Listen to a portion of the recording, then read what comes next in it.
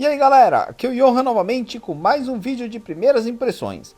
Dessa vez trazendo minhas impressões sobre o jogo que saiu em abril desse ano, mas que com certeza ainda dá para você começar, se você curtir, devido ao estilo de jogo que é. Tô falando do game Thessia Isekai World.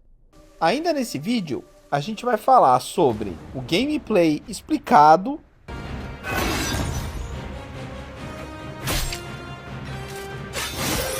vamos falar dos personagens também, falar o que mais o jogo tem a oferecer além do modo padrão e, claro, fazer summon juntos. Mas antes, deixa o like para não esquecer e ajudar a divulgar o vídeo para mais gente. Se inscreve no canal para ficar por dentro de tudo o que rola de mais interessante no mundo dos games mobile. E bora lá conferir mais esse jogo juntos. Vem comigo!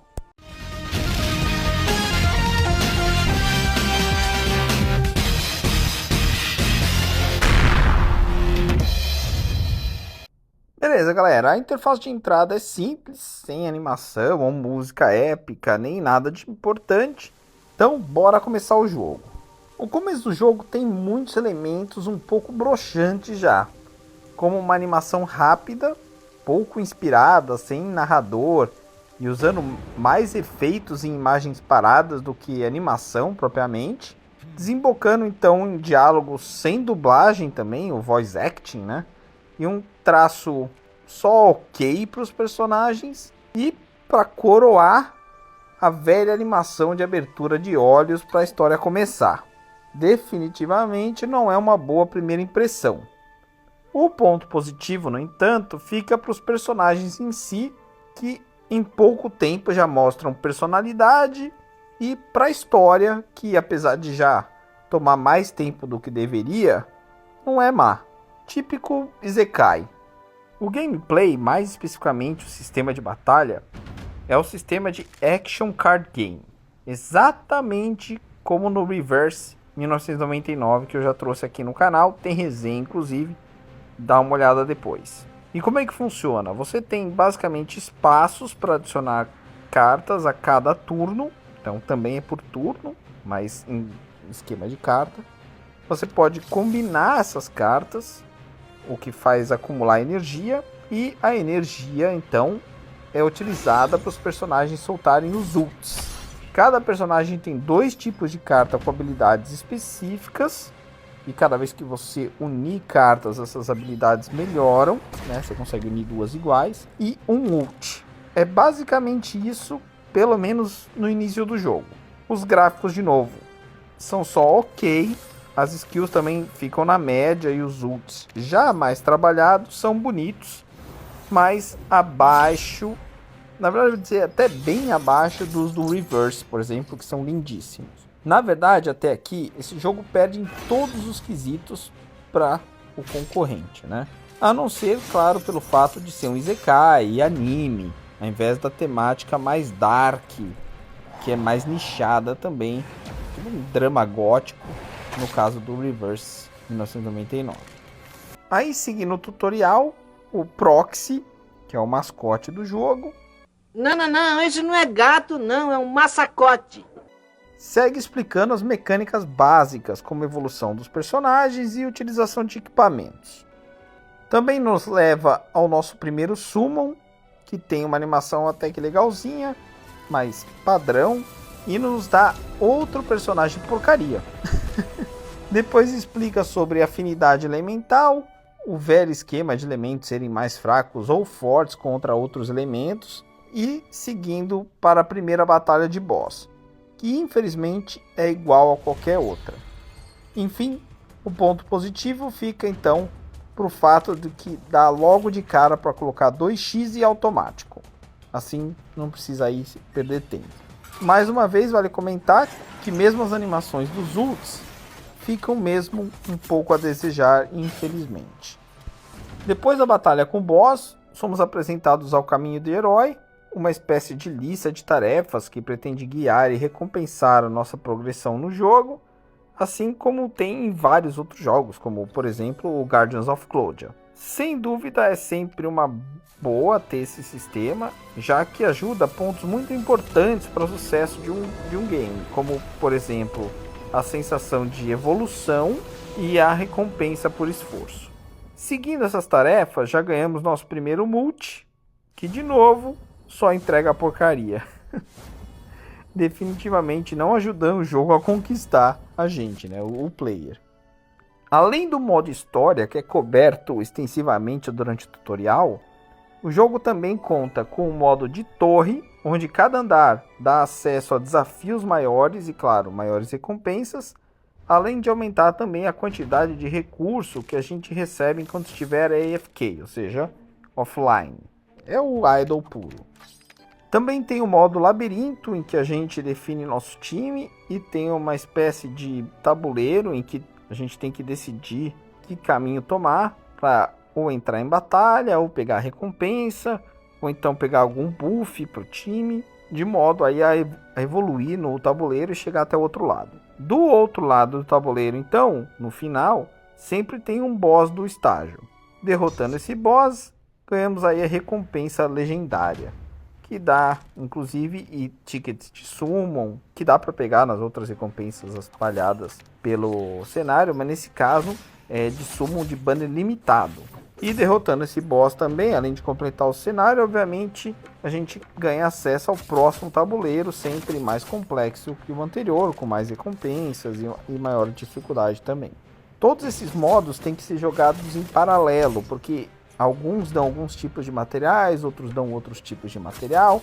Então a gente tem que jogar tudo junto, modo torre, modo labirinto, modo história, para conseguir progredir, evoluir os personagens o suficiente para ir seguindo, porque realmente o level cap vai ser muito baixo no começo, vai ser difícil puxar depois do 20, a não ser realmente fazendo um pouquinho aqui, aí puxa um pouco o labirinto, chega até onde der, aí vai pro modo elevador, aí puxa até onde dá, torre, né? Puxa até onde der, volta pra história, joga mais 2 estágios, assim vai indo, tá? Então tá muito bem organizado, aí linkado uma coisa na outra, o que não dá tanta liberdade, se você quer saber, para nossa escolha do que a gente quer jogar. O jogo meio que obriga a jogar tudo. Mas enfim, todo esse esforço é recompensado, ou talvez não, no modo arena, mostrando que o jogo também conta com PVP, onde podemos aí testar nossos times e estratégias contra outros jogadores, deixando, claro, tudo mais divertido e com mais sentido. Como eu disse, alguma recompensa pelo esforço aí, até de jogar modos que talvez a gente não tivesse tão afim de jogar. Então, pelo menos tem uma arena, dá pra gente bater aí nos outros players e enfim, dar mais sentido pro jogo, como eu falei.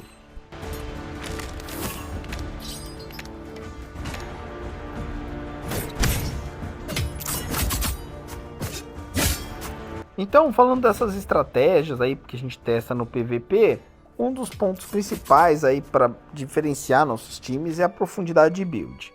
Então, em relação a isso, além do que o tutorial já mostra, que é subir level de personagem, colocar equipamento, o jogo também permite melhorar esses equipamentos e formar sets com eles, como set de ataque, de defesa, HP ou algum efeito especial aí. Como se fossem as runas do Summoner's War. Então eles meio que fazem as duas coisas de uma vez com os equipamentos.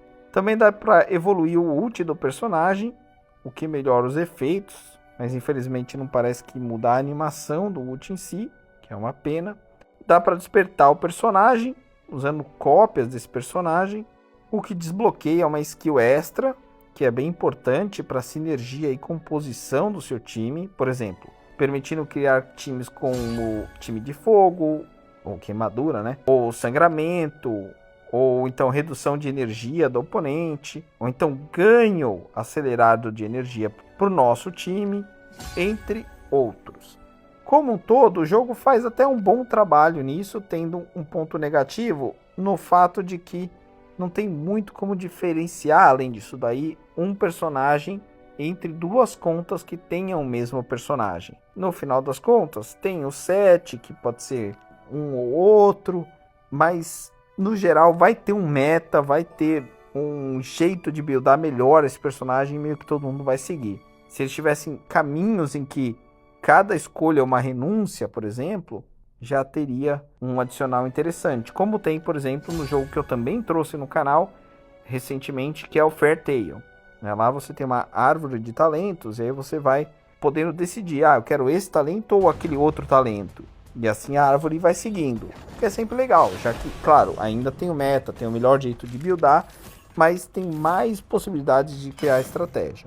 De qualquer forma, não é de todo mal. Como eu falei, o jogo até que faz um bom trabalho aqui. Outro ponto que o jogo também faz um ótimo trabalho, que poucos outros jogos do gênero exploram, e eu nunca entendi porquê, são as skills relacionadas a card game em si. Parece meio absurdo, mas a maioria dos jogos de action card game esquecem que também são card games. Então, alguns exemplos dessas skills que tem aqui no Tésia são skills que combinam cartas automaticamente, te permitem descartar cartas por turno, ou então mecanismos que você consegue todo o começo de turno descartar e comprar uma carta nova. Isso entre outros, mas eu achei bem legal, porque faz com que o jogo não viva só dos personagens e as skills desses personagens em si, mas também tem um elemento, como eu falei, presente, típico de card game. Mas então, já que eu voltei a mencionar os personagens, bora ver alguns deles. Os personagens aqui no Tésia são divididos em raridade, de R a SSR, por elemento, como já falamos aí durante o tutorial, e por função. Ou ele é um Damage Dealer, um DPS, ou curador, um healer, ou um personagem de defesa, um tanque. O traço do jogo, eu já falei, dos personagens é interessante, nada demais, mas cada um pelo menos tem seu estilo próprio, mesmo os SRs, que alguns inclusive são até mais interessantes do que uns SSRs, o que acaba dando personalidade para esse jogo como um todo e acaba fazendo a gente relevar um pouco a ausência aí de mais detalhes no personagem.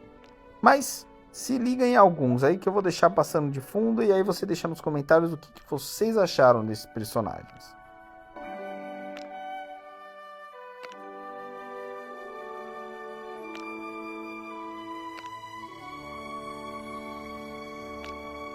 Agora bora aproveitar que o jogo dá 10 pulls de 10 de graça, ponto super positivo, não precisa ficar dando reroll, e ver quais desses personagens a gente pega. Parece que dá até para pegar mais de um SSR no mesmo pool. Será que a gente dá essa sorte? Vamos conferir junto.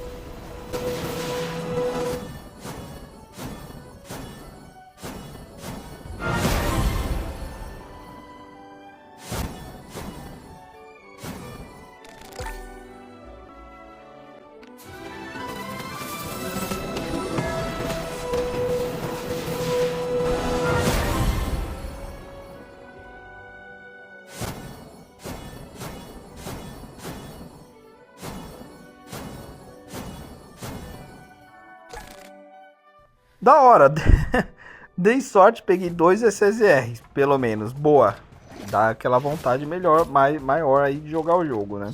Enfim, o jogo no geral tá na média, com pontos altos e baixos, dá pra se divertir, mas pra quem nunca jogou o Reverse 1999, eu acho que vale mais a pena. Agora, se você já jogou e enjoou, e tava procurando alguma coisa no mesmo estilo, acho que dá pra dar uma chance sim. Mas quero saber de você, o que você achou? Curtiu o game? Vai jogar? Curte esse estilo de jogo? Action Card Game? Deixa aí nos comentários. Se curtiu a análise, deixa o like, se inscreve no canal, aproveita e vai nas playlists que tem no canal, que estão organizadas por tipo de jogo. É certeza que você acha alguma coisa para você lá. São mais de 100 jogos já analisados. Dá uma olhada também na lista que a gente deixa aqui na descrição e também tá no canto inferior da tela, sempre aí durante o vídeo, da lista na Amazon que a gente tem, com várias coisas de card game, com promoções que a gente acha de relativos a RPG, bonequinho, action figure, bastante coisa para gamer. Então dá um pulo lá também, que é também um outro jeito de vocês ajudarem o canal. E por hora eu vou ficando por aqui. Um abraço e até a próxima.